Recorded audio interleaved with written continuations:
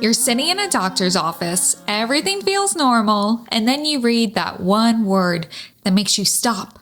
Not because you don't understand it, because suddenly it feels like it applies to you. Geriatric. And just like that, nothing about your pregnancy feels the same, even though nothing has actually changed. Welcome back to the BrideLawyer podcast, where fairy tales meet the fine print. This is the baby files, where we talk about everything no one tells you before you have a baby, especially the legal parts that actually matter.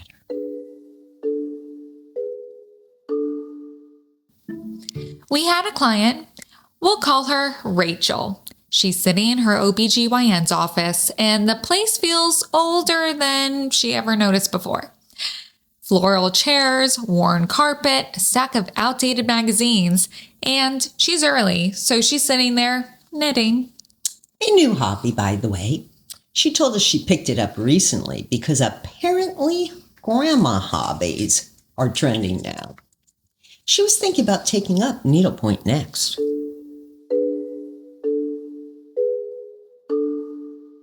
She pulls out her reading glasses, adjusts her heel and slip-on sneakers, flips through a pamphlet, and then she sees it, geriatric pregnancy. And at first she laughs because it sounds ridiculous. Until she reads further. Pregnant women who are 35 and older. She's 34. And suddenly she's asking herself, do they mean 35 when you get pregnant or when you actually have the baby? Because now it feels like they might be talking about her. Rachel came to see us later that day to work on her will. And as she was leaving, she pulled the pamphlet out of her bag and said, "What does this actually mean?" So we walked her through it. We explained the testing, the monitoring, the extra appointments, and what actually changes, how to check that time off would be covered, what she could do about getting paid for it, and some other legal stuff. She sat there for a second, taking it all in. And then she said something we didn't expect. She said, "Okay, so I'm not going to let that word define me." And the next time we saw her, things had changed. The knitting was gone. She told us very clearly, "I'm not sitting around knitting inside on a bright sunny day like I'm 80 anymore." She signed up for a prenatal Pilates class, and not the gentle version, the kind where she walked in, looked around, and realized everyone else was younger and already knew what they were doing.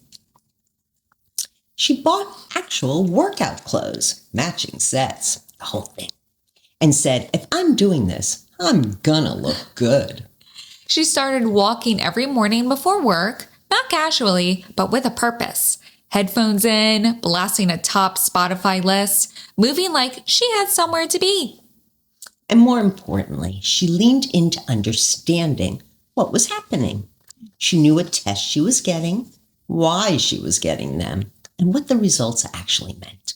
She didn't ignore the label. She just refused to let it define the experience.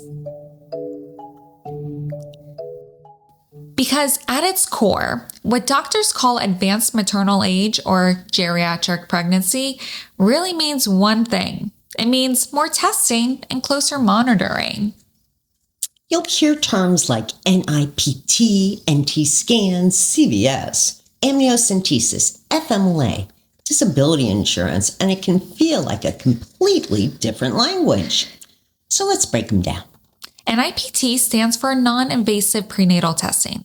It's a blood test done around 10 weeks that screens for conditions like Down syndrome, trisomy 18, 13. It's important to understand it's a screening test, not a diagnosis, and there's no risk to the baby because it's just your blood. Then there's the NT scan, nuchal translucency, which is an ultrasound done around 11 to 13 weeks, measuring fluid at the back of the baby's neck. If that measurement is higher, it can indicate a higher risk and lead to additional testing. If something does come up, You may be offered diagnostic testing. That includes CVS, chorionic villus sampling, or amniocentesis. These are more definitive tests, but they are invasive, so they come with a small risk. You may also have monitoring, more of it overall. Ultrasounds, growth scans later in pregnancy, non-stress tests to monitor the baby's heart rate, and possibly a referral to a maternal-fetal medicine specialist, which is a doctor who focuses on higher risk pregnancies. It's just about closer observation.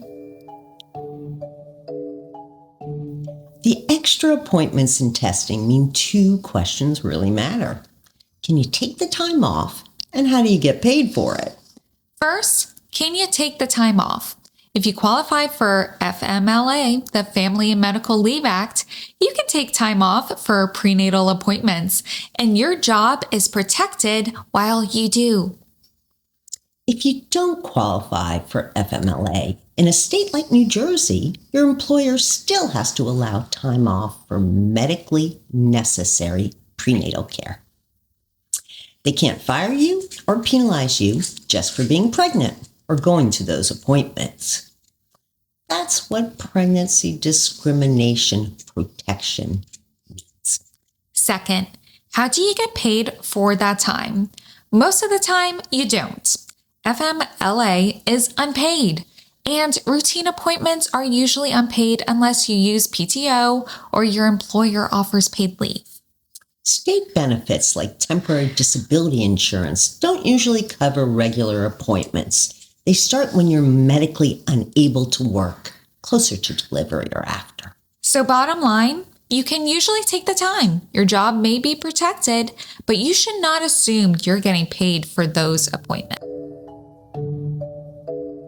Rachel didn't do anything wrong.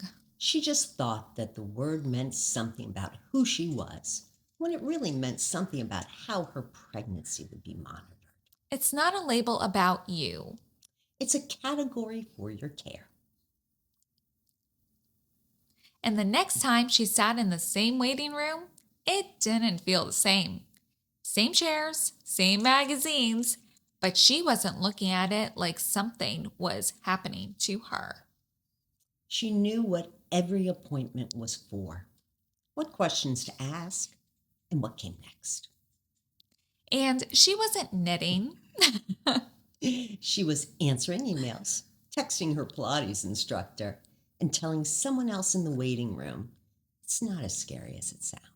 This is exactly what we do here on BrideLawyer Podcast. Take the parts no one explains and actually break them down so you can understand what's happening. Because once you understand it, it's not nearly as overwhelming as it sounds.